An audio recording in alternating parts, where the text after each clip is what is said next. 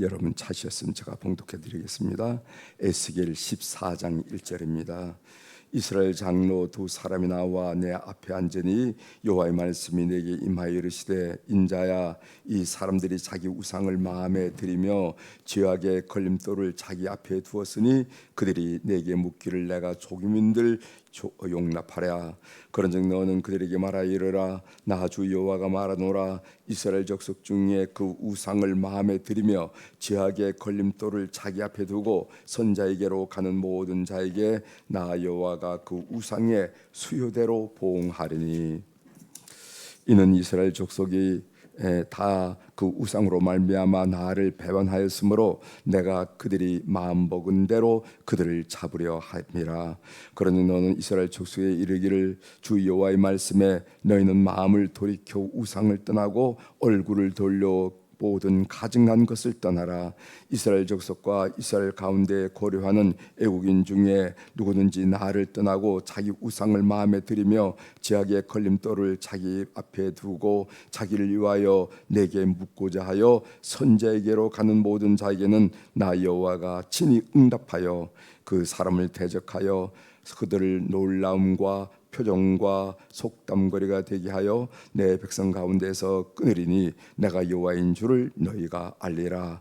만일 선자가 유혹을 받고 말을 하면 나 여호와가 그 선자를 유혹을 받게 하였음이거니와 내가 손을 펴서 내 백성 이스라엘 가운데에서 그를 멸할 것이라. 선자의 죄악과 그에게 묻는 자의 죄악이 같은즉 각각 자기의 죄악을 담당하리니, 이는 이스라엘 족속이 다시는 미혹되어 나를 떠나지 아니하게 하며 다시는 모든 죄로 스스로 더럽히지 아니하게 하여 그들을 내 백성으로 삼고 나는 그들의 하나님이 되려 함이라. 주 여호와의 말씀이니라. 아멘. 11절까지 읽었습니다.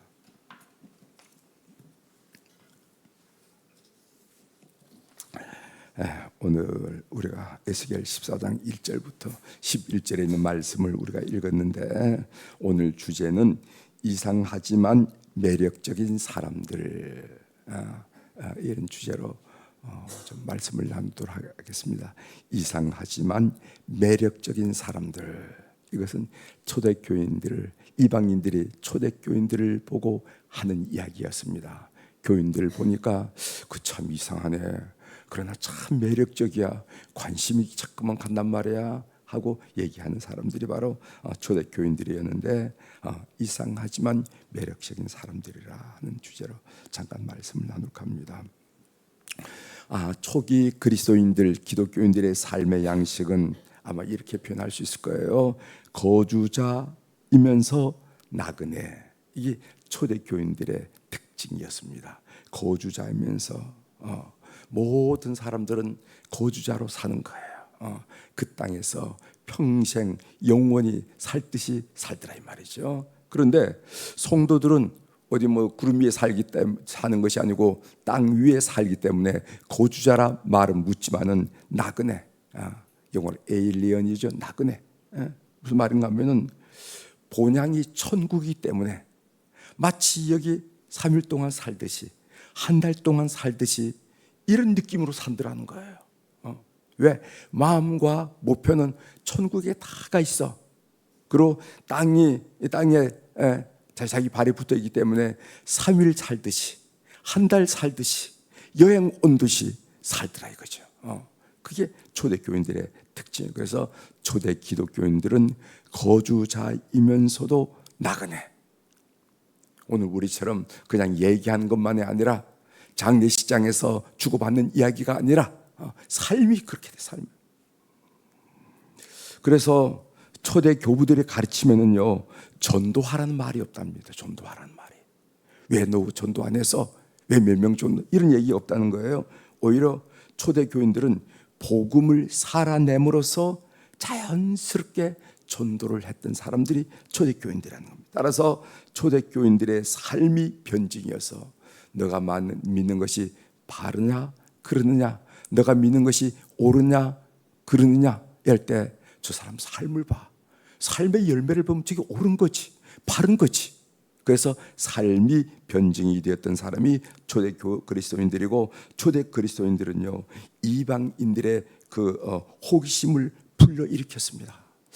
어떻게 하면 저렇게 살 수가 있을까? 무슨 생각을 하면 저렇게 살 수가 있을까? 어떤 마음을 가지고 있기 때문에 저런 삶을 살 수 있을까? 그렇게 하면서 초대교인들은 이상하지만 매력적인 삶을 살았던 사람이 초대교회예요. 이상하다는 말은 무슨 말이냐면은 그들은요 매주일마다 어디 가서 뭐를 자꾸 모여. 그 이상하다. 얼마나 바쁜데 일주일마다 저렇게 모일까? 그렇게 소문에 의하면은 무슨 살을 먹고 또 피를 마신대? 식인종인가? 뭐 이런 생각도 하고. 여러분이 제가 여러분들에게 여러 번 소개해드렸지만 로디니 스타크라는 사람이 썼던 그 책들에 보면은요. 초대 연병이 돌았을 때 사람들은 자기 가족조차도 그 연병을 거리에다 던져놓고 연병을 떠나려고 하래요. 그런데 그리스도인들은 어떻게 되는지 죽는지 살진지 모르고 또 죽기도 하지만은요 그 거리에 있는 시체를 모아다가 장례를 잘 지내주고 있거든. 그 이상하다. 그리고 또 매력적이라는 것은 그 사람들이 사랑에 감동되어서 참 매력적이야. 이래서 이상하지만 매력적인 삶을 살았다는 겁니다. 그래서 초대교인들은 매 10년마다 40% 증가했다는 거예요. 전도하란 말은 한마디도 안 했는데 매 10년마다 40%가 지나겠다. 여기 100명이 모이는데 한 10년 지나 보니까 140명이 됐어. 또 10년 지나 보니까 200명이 넘었어. 이렇게 진행하는 것이 초대교회 역사였다 하고 이야기하고 있습니다. 오늘 본문 내용과 관련이 있기 때문에 여러분들에게 잠깐 소개해드렸습니다. 오늘 본문 내용은 에스겔 13장, 우리가 바로 전장에 읽었죠. 전장에서 우리가 무슨 내용을 배웠냐면은 거짓 남선지자와 어제는 거짓 여선지에 대한 문제를 지적하고 심판을 선포했어요. 하나님께서 에스겔의 입술을 통해서 거짓 남선지자, 거짓 여선자, 어제 배웠던 거짓 여선자는 어떤 사람이었습니까? 매듭 가지고 또 수건 가지고 점을 치는데 그 점을 치는 이유가 뭔가? 자신의 정말 한 줌도 안 되는 그 경제적 유익 때문에 그런 짓을 하더라는 겁니다. 하나님이 주신 말씀이 아니라 자기 말로, 하나님을 위한 것이 아니라 자기의 경제적인 유익을 위해서 그렇게 행동하는데, 가만히 보니까 매듭을 이용하고 수건하는 것은 그것은 이스라엘의 습관이 아니고 이미 바벨론의 문화의 습관이라는 거예요. 거기서 배웠더라는 거예요. 이런 이야기를 지적하는 것을 어제 나눴죠. 조금 기억날 듯하고 그렇죠? 제가 설명드리니까 여러분들 다 기억하려 합니다. 그러자 바벨론 포로지에 있었던 장로 몇 사람이 에스겔을 찾아와서 하나님의 뜻을 묻습니다. 이것도 안 된다, 저것도 안 된다. 그러니까 하나님의 뜻이 어떻게 된 거요? 라고 물어요. 1절 제가 읽어드리겠습니다. 1절 이스라엘 장로 두어 사람이 나와 내 앞에 앉으니, 그러니까 이스라엘 장로 두 사람이라고 해서 이들은 유다 포로들을 대표해서 나온 것으로 보입니다. 그런데 하나님은 그들을 단호히 거절해요. 하나님께 묻겠다 그러면 그래 말이라도 해봐라 이렇게 될 텐데 하나님은 단호히 거부합니다. 그 이유가 뭐냐면은 그들의 마음은 우상과 제약으로 사로잡혀 있고 하나님을 떠나 있기 때문에 그렇습니다. 말로는 여호와 하나님이라 그러는데 그들 마음은 이미 우상이 지배하고 있고 죄악에 사로잡혀 있더라 이거죠. 그 이야기가 4절에 나오죠. 4절 읽어드리겠습니다. 그런즉 너는 그들에게 말하여 이르라. 나 주 여호와가 말하노라. 이스라엘 족속 중에 그 우상을 마음에 들이며 죄악의 걸림돌을 자기 앞에 두고 선자에게로 가는 모든 자에게 나 여호와가 그 우상의 수요대로 보응하리니 하면서 하나님이 거절해요. 여기 우상 숭배 때문이라고 얘기하는데 우상 숭배는 무엇을 말하는? 마음이 나뉘는 것을 말합니다. 마음이 나눈 것. 우리는 오직 하나님께만 향하여야 하는 마음이 우상으로 나누어졌다는 거죠. 하나님은 당신께 향하는 찬양과 영광을 누구와도 나누지 않는다는 게 여러분 잘 아시죠? 이사야 42장 8절에 이런 말씀이 있습니다. 나는 여호와이니 이는 내 이름이라. 나는 내 영광을 다른 자에게, 그리고 내 찬송을 우상에게 주지 아니하리라. 이렇게 말씀하셨어요. 여러분 우리말에 양다리 걸친단 말이 있죠. 예? 양다리 걸친단 말이 무슨 말입니까? 교제를 하는데 A 남자도 좋고 B 남자도 쓸만하고 이러니까 이게 양다리 걸치는 어디가 판단이 못 돼가지고 이 양다리 걸친다 한 말이 있습니다. 마음을 정하지 못하고 두 사람 사이를 왔다 갔다 한 것을 보고 저 사람은 양다리를 거쳤다 이렇게 합니다. 그런데 그때는 모르지만은 그런 태도가 상대방에 알려지기 시작하면 어떻게 합니까? 두 사람에게 깊은 상처를 주는 거예요. 나는 나만 사랑하는 줄 알았는데, 나만 기대하는 줄 알았는데 다른 사람도 있다. 그럼 상처가 되잖아요. 배신감을 느끼고 상처감을 느낍니다. 그래서 그 상대방들은 저 대상자는 진실하지 못했다. 그리고 또 배신감을 느끼고 결국 버림받게 되는 것을 우리가, 너가 나를 양다리에 걸쳐서 버림받게 되는 것을 우리가 아는 것처럼 오늘 하나님께서 이스라엘 백성들에게 섭섭하게 여기는 그거예요. 마음은 여호와 하나님, 마음은 여호와 하나님이라 하지만은 마음은 그렇지 않더라는 겁니다. 우상이 있다라는 겁니다. 걸림돌이 있다라는 겁니다. 이것을 지금 지적하는 거예요. 따라서 이스라엘 백성이 우선적으로 해야 할 일은 돌이키는 일입니다. 회개라고 해야죠. 6절 읽어보겠습니다. 6절. 그런즉 너는 이스라엘 족속에게 이르기를, 주 여호와의 말씀에, 하나님 말씀하시는 겁니다. 너희는 마음을 돌이켜 우상을 떠나고 얼굴을 돌려 모든 가증난 것을 떠나라, 이렇게 얘기했어요. 두 가지 명령입니다. 하나는 마음을 돌이켜 우상을 떠나라, 얼굴을 돌려 가증난 것을 떠나라. 떠나라 이 말은 무슨 말이냐면 방향을 바꾸는 것을 말합니다. 이것을 우리가 신학적으로 회개한다, 히라보로 하마르티아라 이렇게 얘기하죠. 방향을 바꾸는 거. 삶의 방향을 세상이 아니라 하나님께로 향하는 겁니다. 삶의 목표를 세상에 두는 것이 아니라 하나님께 두는 일입니다. 그래서 은혜 받은 가장 확실한 증거는 뭐냐면 삶의 방향이 바뀌는 거예요. 방향이 바뀌는 거예요. 자, 제가 이 삶의 방향이 바뀐다는 말이 무슨 말인지 제가 말씀을 드리겠습니다. 제가 이렇게 어두운 데를 향하여 바라보고 있는데 말씀을 통해서 내 삶이 방향, 그래서 내가 여기서 이렇게 밝은 데를 향해서 삶의 방향이 바뀝니다. 그런데 방향은 바뀌었지만은 그 자리에 서 있기 때문에 여전히 뭐가 있는가 하면은 그늘이 져 있죠. 그늘이 저 세상을 어두운 세계를 향해서 바라볼 때의 그늘의 길이나 내가 그 방향을 바꿔서 밝은 것을 바라볼 때 사실은 내 눈에 보이지 않지만은 그림자의 길은 똑같아요. 이게 중요한 겁니다. 방향을 바뀌는 것이에요. 비록 그림자의 길이는 똑같아서 저 사람 예수 믿는데 옛날 거 잘 버리지 못했어. 그거 거의 문제가 안 되는 겁니다. 방향을 바뀌어서 한 걸음 빛을 향해서 가는 것을 보고 신앙 생활을 한다고 말하고 성화된다고 말하는 거거든요. 그러다 보면은 나도 모르고 남도 모르는 사이에 내 뒤에 길게 드리워졌던 그림자가 짧아지는 거예요. 햇빛 속에 들어가면 다 짧아지는 거 아니겠어요? 짧아지는 거예요. 그래서 나도 모르고 남도 모르는 사람의 저 사람 성품이 달라졌어, 인격이 달라졌어, 저 사람 우리와 다른 사람이야, 이렇게 칭하게 된다는 겁니다. 방향이 바뀐다는 것. 어제 수요일날 저녁에 우리 최찬희 목사님 설교 중에 아주 중요한 개념을 우리가 하나씩 배웠어요. 그건 뭐냐면 개종자와 회심자, 이렇게 배워요. 그런 얘기를 해요. 개종자는 무엇인가? 종교를 바꾼 자예요. 종교가 달라진 사람이에요. 종교를 바꾼 사람. 너 불교인이 아니어서 지난번 4월 초파일날 절에 갔지 않았어? 나 개종했어, 나 예수 믿어, 이런 사람은 그걸 개종자라고 그럽니다. 그런데 회심자란 말은 무슨 말인가 하면은 삶의 주인이 바뀐 사람을 말하는 거예요. 삶의 주인. 개종자 중에서 삶의 주인이 바뀌지 않은 사람이 있습니다. 겉은 기독교 됐다가 불교인이 됐다가 다 이렇게 변화되지만, 개종자는 됐지만 삶의 주인이 바뀌지 않아서 우리는 회심자란 말이 무슨 말인가?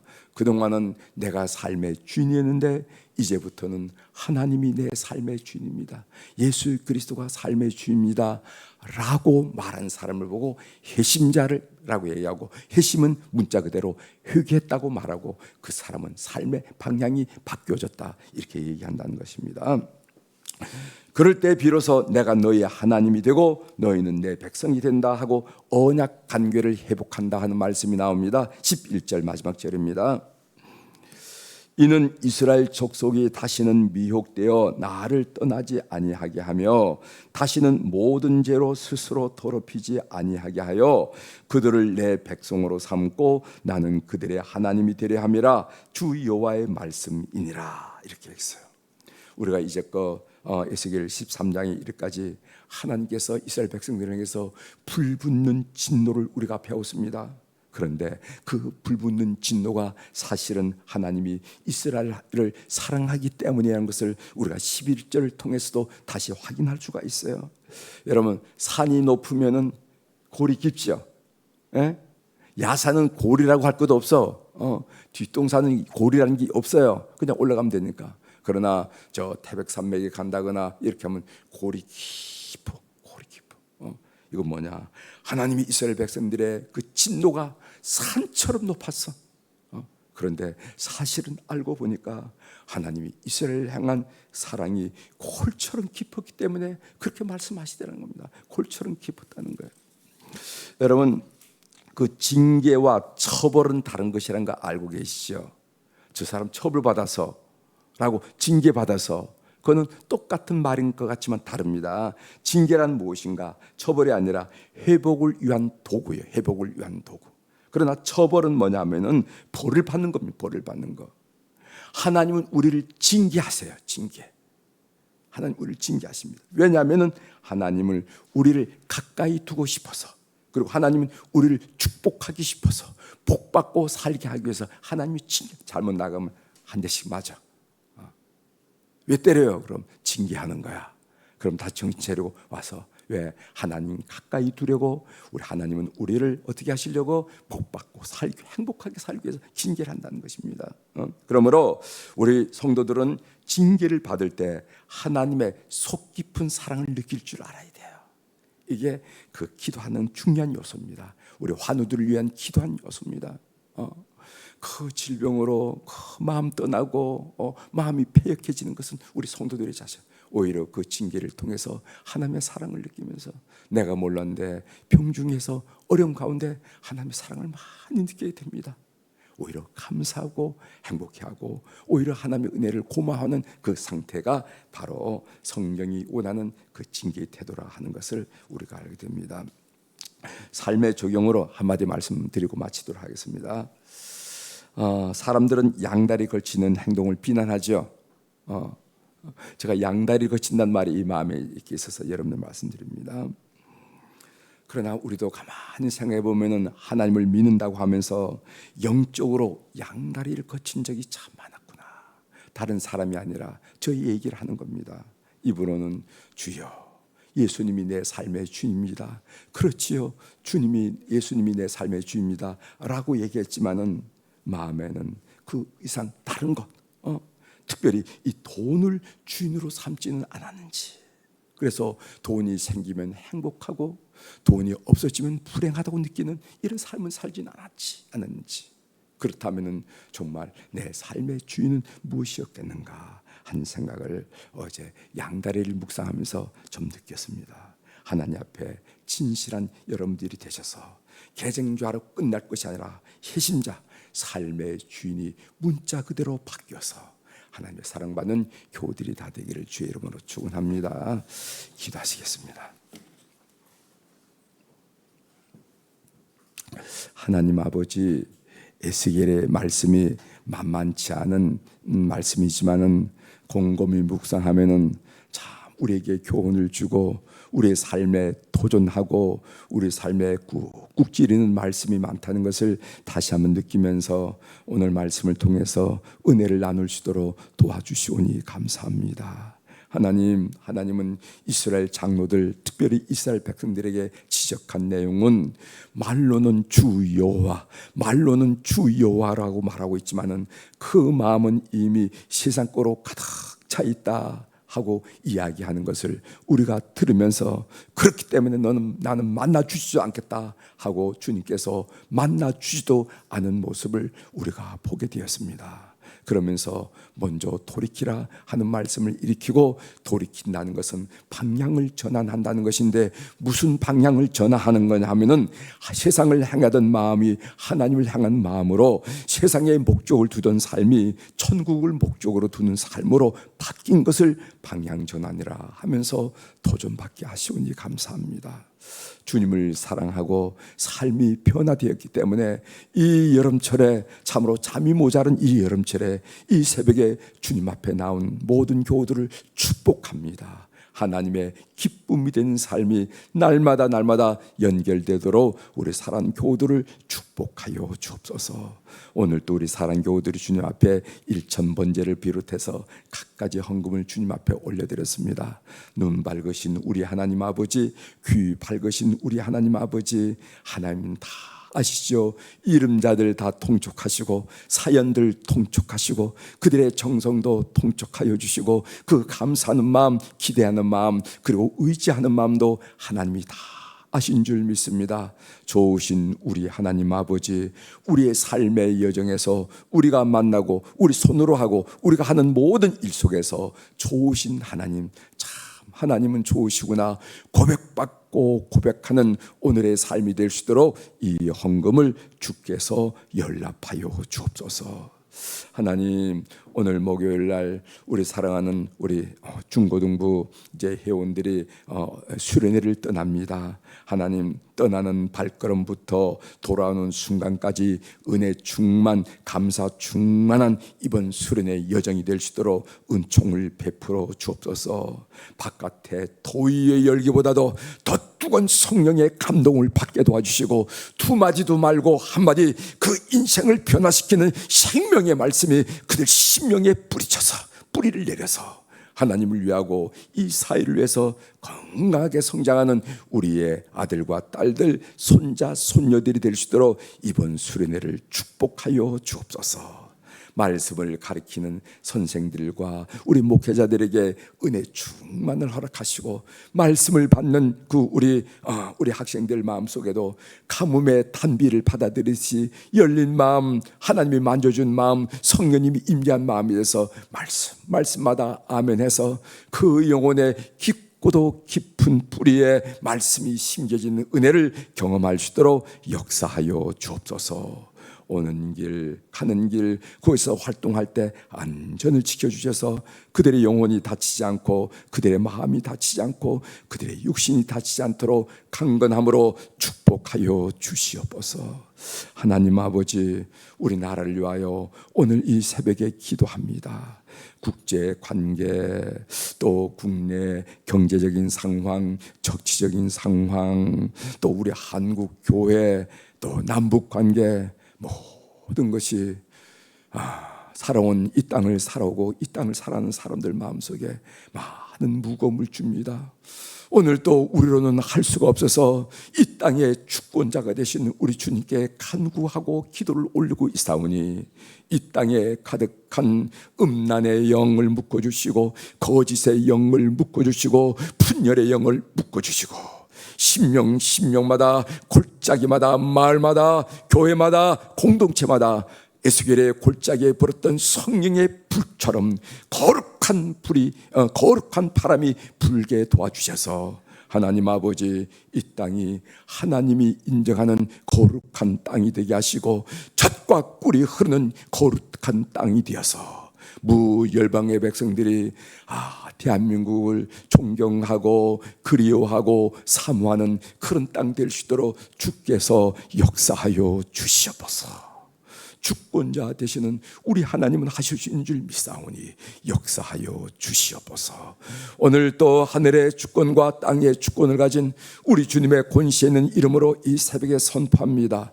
내 영혼이 잘된 같이 범사가 잘되고 강건한 축복을 오늘 우리 새벽에 나온 우리 교우들, 그리고 7시에 말씀을 들으면서 출근한 우리 교우들이 다 하루 동안 체험하도록, 하루 동안 경험하고 고백하도록 역사하여 주시옵소서.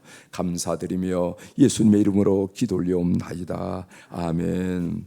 하늘에 계신 우리 아버지여, 이름이 거룩히 여김을 받으시오며 나라가 임하시오며 뜻이 하늘에서 이루어진 것 같이 땅에서도 이루어지이다.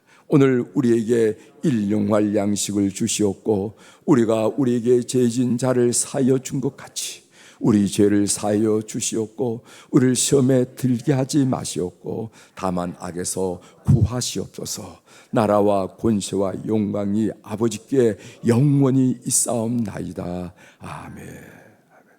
여러분 기도하시고